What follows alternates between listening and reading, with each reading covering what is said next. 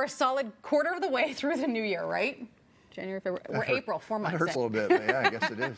So how are those New Year's resolutions holding up? There's a local yoga instructor who says even if your goals have kind of fallen to the wayside, don't worry, it's not the end of the world. She says the great thing about the season changing is that you can set new goals. Joining us to talk through some easy steps of resetting those goals and getting yourself back on track is instructor Annie Marlenga. Annie, thanks for joining us. Thanks for having me. So spring resolutions. I'm unfamiliar with this concept. Yeah, and in a place like Minnesota, it makes so much more sense. It does. It really Think does. about it. After the holidays, the beginning of the year, it's dark, it's cold.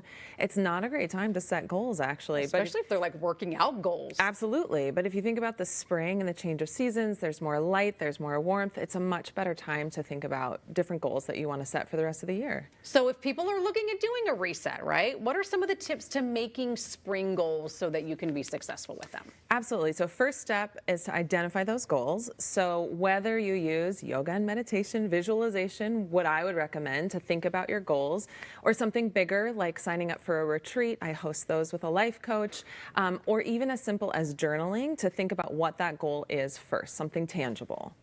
I like the idea, you've come up with some sort of pretty small examples, but could change things big time, is just your morning routine, first thing you do when you get up in the morning. Absolutely, and one of my biggest goals is always to use my phone less. So if you think about that morning routine, setting aside the phone until you've completed your routine, your shower, your workout, your morning breakfast, and then looking at your phone before you're able to see the daylight, huge step. Another thing you can do in the spring that's so much easier than in January is getting those actual steps in. So moving your body more, much easier to do when it's lighter in the morning, when you've got more time after work. So much more tangible things in the spring. And you say like start with 5,000 steps a day and then maybe challenge yourself in a month or two to up it a little bit. And those are like small, again, attainable things you can do. Absolutely. So maybe in May it's 5,000 steps on your watch. Maybe in June it's 8,000. Maybe by July you're up to 10,000. But baby steps, something you can do every day, that's really trackable. You say that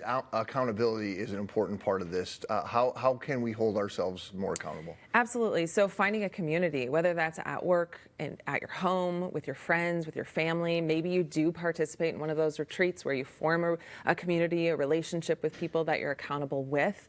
Sometimes for goals that are really hard, it does take the support of a life coach to really set and maintain those goals moving forward. I think sometimes people think like this small goal, like setting the small things are like kind of a throwaway, like, oh, that's not really that big of an accomplishment. But even the little ones can be a big deal, especially like I'm going back to kind of the walking and the steps, especially if you increase them over the time. So now putting that into like screen time, right?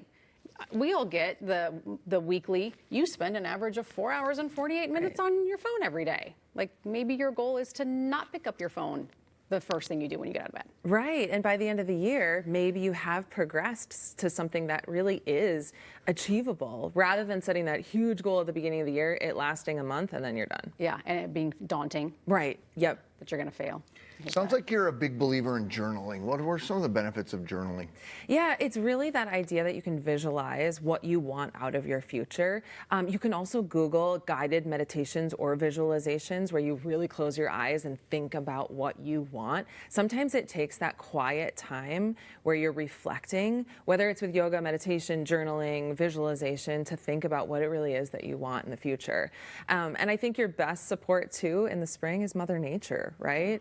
When you're able to wake up earlier because of the sun, you're able to stay up a little bit later, maybe you're able to get outside for those steps. It's a little bit more encouraging than that January 1st. No doubt about it. Talk a little bit about how the meditation, how the yoga, and I mean maybe not the meditation of like a mantra, but just what it does to your body. Because I feel like people are so tense with everything going on today. Just taking a few minutes. Absolutely. And some people think like I can't possibly meditate because I can't sit quietly for 30 minutes. It doesn't have to be that. It can be 5 minutes. It can also be yoga, which is a moving meditation. So if you have a trouble sitting still, maybe you're doing a yoga class instead, which again doesn't have to be 60 minutes of hot yoga. It could be a 5-minute stretch that you're following on YouTube. Doesn't have to be anything intense, but it quiets your mind, it calms your nervous system. That's where you can really do better inner work than feeling frazzled all the time. I think we have a really tough problem as Americans with just taking the time to sit and slow down and put the phone down and just chill. I just heard the church sermon about this on Saturday, and the preacher was, or on Sunday, the preacher was talking about, he goes, you have to do it. Like, it's the best thing that you can do for yourself, but it's so counterintuitive to everything that most people think.